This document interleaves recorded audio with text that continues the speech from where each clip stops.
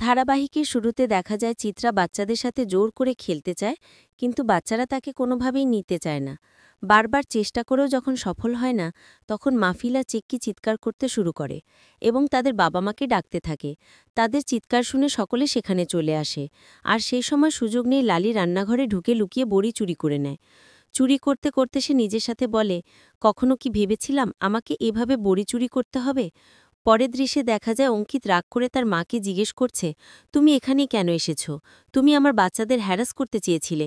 তখন চিক্কি বলে, হ্যাঁ, উনি আমাদের হ্যারাস করছিলেন। অঙ্কিত তখন চিত্রাকে বলে, আমার বাচ্চাদের থেকে দূরে থাকবে তুমি, কোনোভাবেই তাদের আদর করবে না, তারা আমার প্রাণ। চিত্রা কাঁদো কাঁদো গলায় বলে, আমি তো ওদের ভালোবাসার জন্যই আদর করতে চেয়েছিলাম, কিন্তু তুমি সবসময় আমাকে ভুল বোঝো। এরপর অঙ্কিত রাগে অরুণাকে বলে, তুমি এসব বুঝবে না, কারণ তুমি জানো না তোমার মা কতটা ভয়ঙ্কর। উনি তোমার মা হতে পারেন, কিন্তু এরা আমার সন্তান, আমি তাদের কাউকে নিয়ে কোনো রকম ঝুঁকি নেব না। এসব শুনে অরুণার মন ভীষণ খারাপ হয়ে যায়। এরপর অঙ্কিত সবাইকে বলে, বাচ্চাদের চোখে চোখে রাখতে হবে, তাদের এক মুহূর্তের জন্য আলাদা রাখা যাবে না। তাই বাচ্চাদের দেখাশোনার দায়িত্ব দেওয়া হয় প্রত্যয় আর ছোটকাকে। পরে সবাই মিলে রান্নাঘরে রান্নার জোগাড় করতে যায়।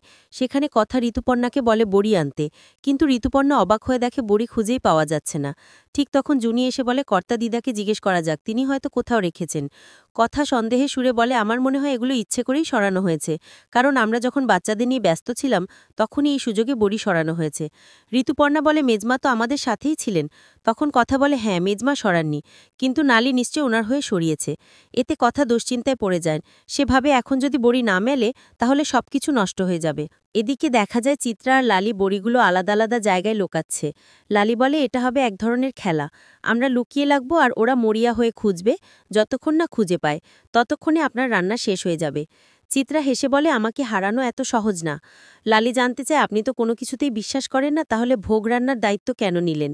চিত্রা ঠান্ডা গলায় বলে, তোমার দায়িত্বটুকু পালন করো, এর বেশি কিছু জানার দরকার নেই। রান্নাঘরে ধীরে কথা বলে, বাজার থেকে নতুন বড়ি আনতে হবে, কিন্তু অগ্নি বাধা দিয়ে বলে, এখন গেলে অনেক দেরি হয়ে যাবে। কথা বলে, যদি বড়ি না পাওয়া যায় তবে তাও দেরি হবে। অপ্তি তখন বলে, তুমি চিন্তা করিস না, আমি খুঁজে বের করছি, আমার সাথে আছে চিক্কি আর মাফিন। অগ্নি তখন বাচ্চাদের আলাদা দায়িত্ব দেয়। চিক্কিকে ঠাকুর ঘরে পাঠায় আর মাফিনকে কিচেনে পাঠায়। চিক্কি ঠাকুর ঘরে গিয়ে প্রার্থনা করতে থাকে। সে ঠাকুরকে বলে, যদি আমি বড়ি না পাই তবে আমি সব মিষ্টি চেয়ে নেব। সে শেষে হঠাৎ ঠাকুরের বাসনের ভেতরে বড়ি খুঁজে পায়। অপরদিকে মাফিন কিচেনে গিয়ে বলে, যদি আমি বড়ি না পাই তাহলে আনন্দীকে আমি আর কোনোদিন মিষ্টি দেব না, কথার মতো পুজোও করব না। সে চালের কৌটোর ভেতরে বড়ি খুঁজে পায়। অন্যদিকে অগ্নি বাগানে খুঁজতে খুঁজতে এক গাছের পিছনে বড়ির কৌটা খুঁজে পেয়ে আনন্দে চিৎকার করে বলে, আমি পেয়ে গেছি। তখন বাচ্চারাও এসে নিজেদের পাওয়া কৌটো দেখায়। সবাই খুশিতে ভরে যায়, কথা স্বস্তি পায়। কিন্তু হঠাৎই সে বুঝতে পারে এগুলো আসল বড়ি নয়। শেষ দৃশ্যে দেখা যায় চিত্রা রান্না করছে।